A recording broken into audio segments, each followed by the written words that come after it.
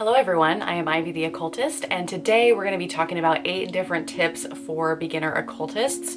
And I need to be real with you before I get into these topics. This is not a video that I really wanted to do. This is a question I get all the time from subscribers. What are my tips and tricks for beginner occultists? And I hesitated to make this video because there is so much content on YouTube for beginner witches or for beginner occultists. And I really wanted my channel to focus more on intermediate concepts or even advanced concepts, things that other people really aren't talking about as much. So I thought about this for a really long time and I'm finally giving in. I am doing a tips for beginners video. These are going to be tips that I personally find the most effective, the most important. Some seasoned occultists may disagree with me, and that's fine. And I've also noticed that there are a lot of videos like this for witches specifically, tips for beginner witches, but not as many for occultists beyond the world of witchcraft. So if you are a beginner entering the world of the occult for the first time, or if you're a witch and you're wanting to broaden your horizons in the occult community, I'm hoping that this video has a little bit of something for everyone. So yes, we're doing this beginner video that I never thought that I would ever do on this channel, but here we are. We're going to be talking about 8 practical tips that I think are actually meaningful, that I think every beginner occultist needs to hear. My first tip is to research brainwave states and also get really good at entering altered states of consciousness. Most occult rituals are going to require you to get into some sort of altered state of consciousness. Some occult traditions call it getting into a trance. Some people call it entering gnosis. There's many different names for this, but you're gonna need to learn how to slip into that altered state so that you can perform your ritual. And so I find that it's really helpful for you to learn about brainwave states. So you have gamma, beta, alpha, theta, and delta. And the ones that you really want to focus on are alpha and theta. Those are the 2 altered states that you're going to want to attempt to enter if you do any sort of occult ritual. And so do a little bit of research on those brainwave states. See what it feels like to enter those different states and what should be happening in the body so you kind of know what to expect. Learn some basic meditation techniques. It is so important to build a regular practice of meditation. The more you meditate and the more regular you are with your meditation practice, the easier it is to actually enter these altered states of consciousness on command, whenever you need to. It takes a lot of practice, a lot of time. This is not something that's meant for people that want instant gratification. Yes, you do need to set up some sort of meditative practice. And I don't want to say that you need to be meditating every single day, okay? Although that would be ideal if you could meditate every single day, but it's not necessary. The key word is regular. Whatever regular looks like for your schedule, maybe it's 3 times a week, you need to figure that out for yourself, but setting up some sort of regular practice of meditation is going to be crucial for you to be able to master those altered states and get where you need to be before the ritual even begins. Because if you are not in some sort of altered state of consciousness, you're going to be operating primarily in your rational mind, which is the complete antithesis what you want. You want to be slipping down into your subconscious mind just a little bit so that your rational mind can actually turn off, your filters can turn off, and you can have greater access to the spirit realm, the astral realm, whatever you want to call it. That realm is not typically accessible in our waking life when we're running around in a beta brainwave state. Now, I'm not going to deep dive into how to start meditation in this video because that's entirely way too big of a subject to be cramming into a video like this, but I will say a really good starting place is looking into body scan meditations. I think that's a really beginner-friendly meditation, and you can find these guided meditations anywhere. Just type in body scan meditation and I'm sure a ton will come up for you, but it actually helps you even get in tune with your body to relax it in the first place. It's a progressive relaxation technique where you start typically with your toes and work all the way up to your head, just progressively relaxing each body part until you are fully in this relaxed state. So it doesn't even require visualization, because I know a lot of people struggle with visualization as well. Another thing that I would suggest is getting a meditation app.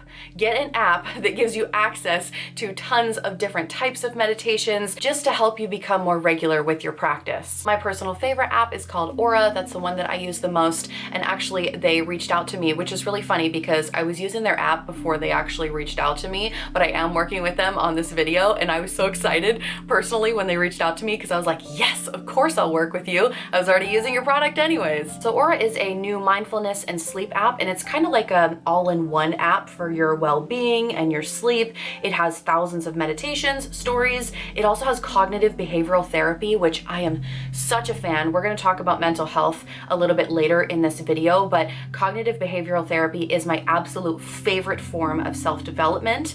It has life coaching, breath work, spirituality, tons of different types of visualizations and stories, even has ASMR, which I love ASMR. It really helps me sleep at night. And what I like about it is that you can really customize your own experience because there's like thousands of meditations to work through on here. So you can actually personalize your homepage, personalize which coaches you enjoy working with or which meditations you like, has hundreds of different expert guides from diverse backgrounds. So unlike traditional meditation apps that give you like maybe one or two or a handful of coaches, this is not a one size fits all app because it has so many different therapists and coaches to work with. So if you have to set up a regular practice of meditation for yourself, you might as well make it enjoyable. You might as well check out the stories and start your visualization journey, and that will help you start to get into the astral realm a little bit as well. Once you start visualizing and doing these guided meditations, it does become easier the more times that you do it. And I personally gain inspiration from the visualizations that I've done on the Aura app.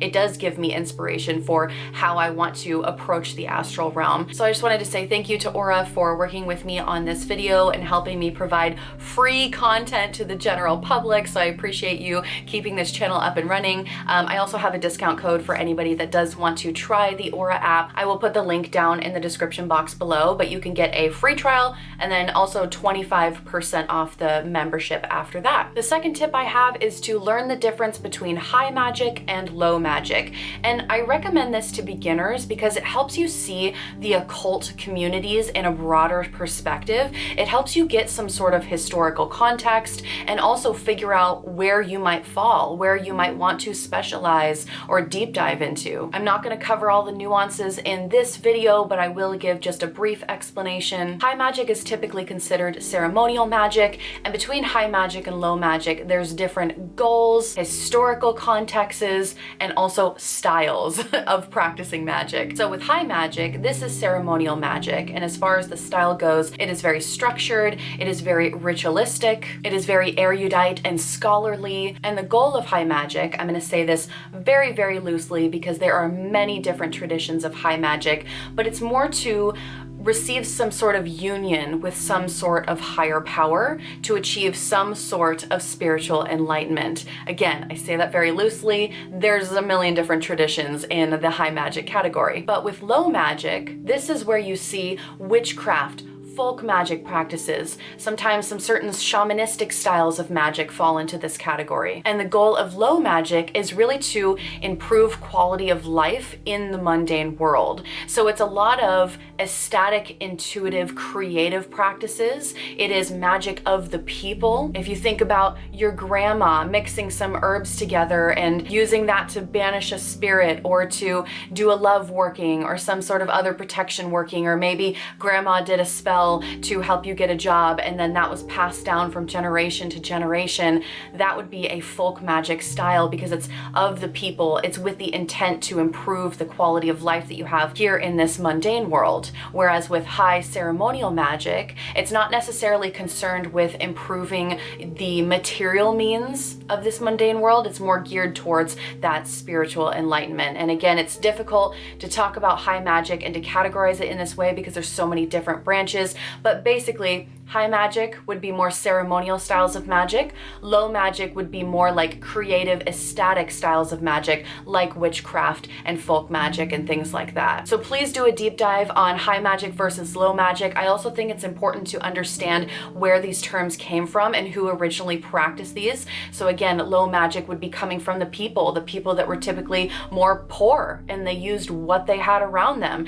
They did not have these fancy herbs or crystals or tools or whatever. They used the materials around them at the time, whereas high magic was typically practiced by very rich old men women were introduced later on, but it was typically old dudes that made a lot of money. So I think it's important to look into the history of that as well and how it's kind of shaped these communities over time. It's really fascinating. So definitely look at high magic versus low magic. The third practical tip that I would say is learn the difference between invocation and evocation, because there is a lot of invocation and evocation happening amongst many different traditions in the occult communities. Again, we're not going to do a deep dive into this video, but both of these words derive from the Latin word vocare, and that means to call forth. With evocation, a non-human entity is summoned, but it is summoned outside of the body, somewhere in the outer room, and the power source is said to derive not from the individual casting the ritual, but from somewhere else.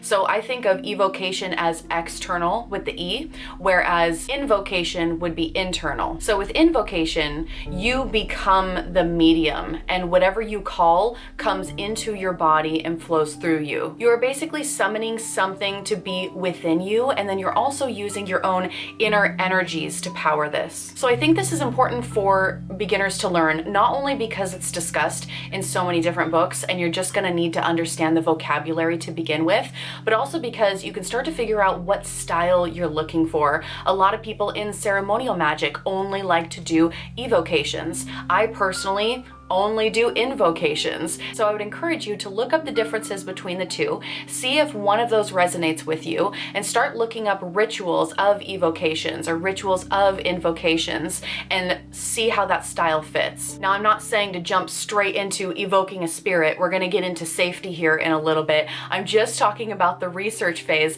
getting a better understanding of what these two different styles mean and which one may potentially resonate with you. So again, look up some rituals, some examples of evocations, look up some examples of invocations, just to get a better idea of how a ritual even looks. Now, this brings me to my fourth topic, which is safety. We can't have a beginner video without talking about safety just a little bit. I do want to say, first and foremost, there is a ton of fear-mongering in the occult community that I don't particularly care for, and I think it actually stops beginners from just doing it, from practicing, because they're so scared that something wrong is going to happen, and that fear-mongering is really unfortunate and, in my eyes, a little unnecessary. Yes, we want to have common sense and we want to be safe when we're practicing, and I'm going to give a couple tips for that, but also if you hear a scary story, please take it with a grain of salt. What I have found in this occult community over the 15 plus years that I have been practicing is that there are certain individuals that come into the practice either unwell to begin with, or they come into the practice wanting to feel special and wanting to feel superior to the general public. And these people, I find, tend to exaggerate the things that are happening, making these grand claims of something occurring, which can be really terrifying to beginners, all with this need to feel superior, like they have some sort of deeper connection with the divine than somebody else does, okay? We're also going to talk about that a little bit in my next point. But back to safety. I think the best starting place for a beginner is to start with some sort of protection ritual or some sort of cleansing ritual. And the reason why I say that is not necessarily because I think that we should obsess over protection, although I do think protection is very important, but because it's unlikely to backfire. I have never personally witnessed a protection ritual or a cleansing ritual backfire and have some sort of negative consequences. So it's really kind of the safest rituals that you can do. So for example, if you're starting out with ceremonial magic, and let's say you want to go into a Golden Dawn style of ceremonial magic, one of the first things that you will probably learn is the Lesser Banishing Ritual of the Pentagram, also called the LBRP. This is something that beginners do day and night for many, many, many days just to get the rhythm down, to start purifying and cleansing themselves. It is a very safe ritual to do for a beginner, and you're basically energetically cleansing yourself. There's a lot more that goes into the LBRP, but I'm not going to talk about that in this video. So start with some sort of protection ritual or cleansing ritual and just do it. Just start. One more thing I wanted to mention in this category though is to make sure that you have your banishing and your warding down. Warding is kind of more of a witchcraft thing that I've found, but banishing is pretty consistent across all different occult traditions. You don't want to be evoking a spirit that you don't know how to banish. Okay, let's use common sense here. If you're going to bring a spirit into your space, make sure you know how to properly banish them and then also cleanse the space afterwards. So make sure you get banishings and potentially wardings down. And it's also just some sort of peace of mind for you too. Again, I don't think that we need to obsess over protection, but we do need to know these things just in case. And it also gives you a peace of mind that when you do that evocation or when you do that invocation, you know exactly what to do if things start to go the way that you don't want them to go. And so there's that level of confidence there that helps the ritual just go a lot more smooth. It most likely won't turn into anything bad anyways, but the fact that you know how to protect yourself is that extra safeguard and peace of mind. The fifth tip is to know your occult history. Just for some context, I am not a huge history person. I don't enjoy learning about history. I know that is going to be shocking to some of you because some of you love history and that's great. I wish I loved history. I find it incredibly boring, but I do think it's very, very necessary to get a broader perspective of the occult world. What you will find is that a lot of these occult traditions can be traced all the way back to Hermeticism, Neoplatonism, and Kabbalah. So I think it's important to look into Hermeticism, Neoplatonism, and Kabbalah just for historical context, but also just getting a general timeline of how things developed is going to be immensely helpful. If you can understand where things are coming from, you're gonna have a better perspective when you have a new tradition presented to you and you say to yourself, wow, I've never heard of that tradition before, but then you know what that tradition derives from. You can kind of guess the key elements in that tradition based on the historical knowledge that you've gathered. So I'm going to link a video down below. It's a video that I filmed a long time ago. I think it's one of the first videos that I filmed on this YouTube channel, but it goes over tons of book recommendations specifically for the beginner occultist. So I'm not gonna be going into books in this video. I'm trying my best to keep this video as short and sweet as possible, but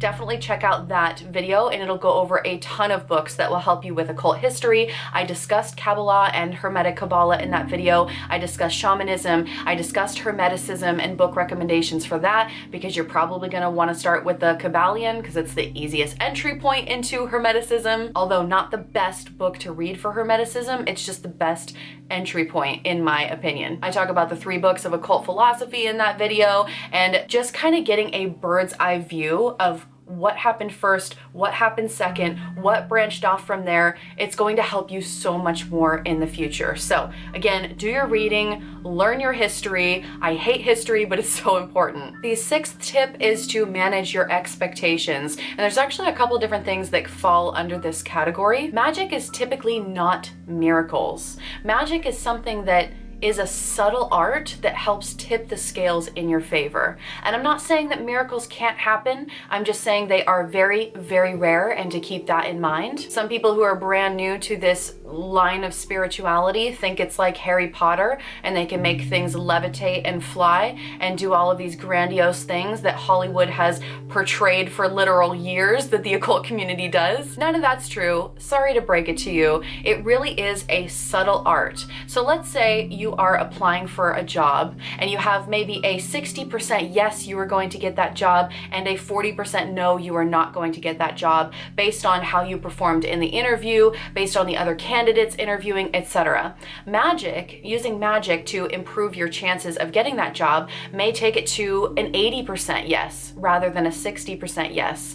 But that doesn't mean that you don't have to apply for jobs, that you don't have to go to the job interview. You still need to be doing things in the mundane world in order to help you be successful. So yes, magic can help tip the scales in your favor, but you can't expect to, let's say, cast a spell to lose weight and then sit on the sofa eating cookies and chips all day. It just doesn't work like that. So you have to be living your mundane life in accordance to what you were hoping to achieve spiritually in your magical practice. And I want to go back to those people that we talked about earlier, the people that come into this wanting to be special or wanting to feel superior over the general public, like they have some sort of secret and they're better than everyone else. And those are the people that I have personally found to be exaggerating situations to make them look special to other people. And again, I'm not saying that crazy, incredible experiences can't happen, because I have had maybe 1 or 2 in my lifetime that I would consider incredible miracles. But I am saying that miracles are very, very rare, and that is not synonymous with magic. I also want to say in this category that you absolutely have to leave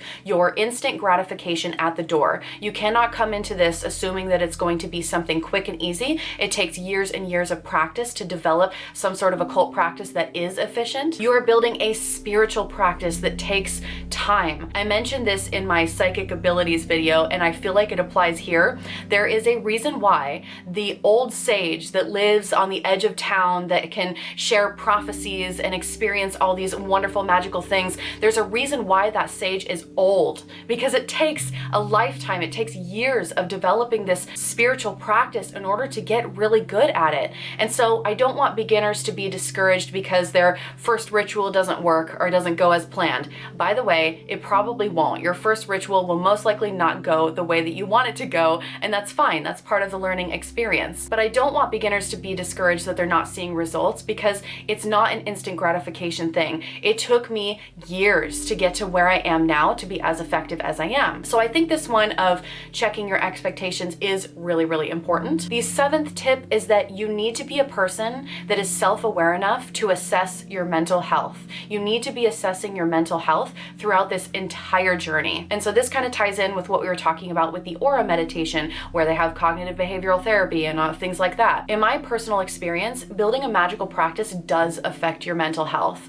And for me, it was in a positive way. I struggled with depression for 30 years of my life and tried every treatment under the sun, and I was not able to get relief until I started doing workings in my magical practice, and that's what got me out of that 30-year depression fog. So for me, it was very, very beneficial, but for other people, that's not going to be the case, and it may negatively impact them just depending on the person. If you don't have that level of self-awareness to be able to assess your mental health throughout your journey, there are tons of psychologists and spiritual mentors available for you. Nobody needs to be going into some sort of spiritual psychosis or obsession. I really don't feel like that's talked about enough. Again, you really need to be a person that's self-aware enough to assess your mental health. And I also want to bring up in this category that I noticed that once people start down this path, some sort of spiritual awakening happens, or maybe they've already gone through a spiritual awakening and then a different kind of spiritual awakening develops. And for anybody who's gone through a spiritual awakening, it's not roses and sunshine, okay? It is sometimes a very painful experience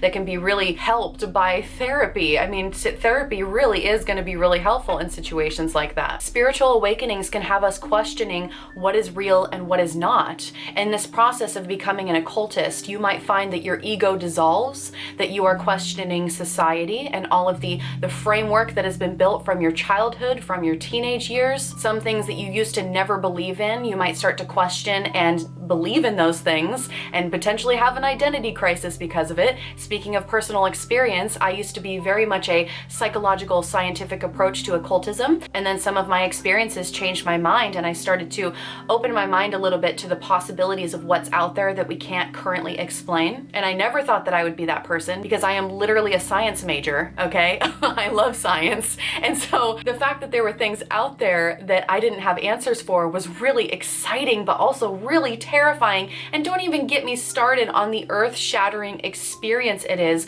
to begin working with spirits, especially if you're a person that doesn't even believe in spirits to begin with. Magic changes you for life. It allows us a sense of autonomy and freedom and the ability to make our own decisions and advocate for ourselves. And it's hard to come back from that. As you work through this process, your ego will hopefully start to dissolve. And I don't want to say an ego death is totally achievable and attainable, because that's a whole nother conversation topic. And I think our ego is very, very important, but as you go through this process, allow yourself to change. Just make sure that you are assessing yourself at every step of the way to make sure that this is a healthy path for you to be on. The eighth and final tip that I have for you is to learn how to ground into the physical, because with this spiritual endeavor, especially if you are attempting to achieve some sort of spiritual enlightenment, or even just having a spiritual practice in general, you have got to find things that ground you in the mundane world. This will help with the mental health topic that we were talking about about previously. This means you need to exercise, you need to eat good food,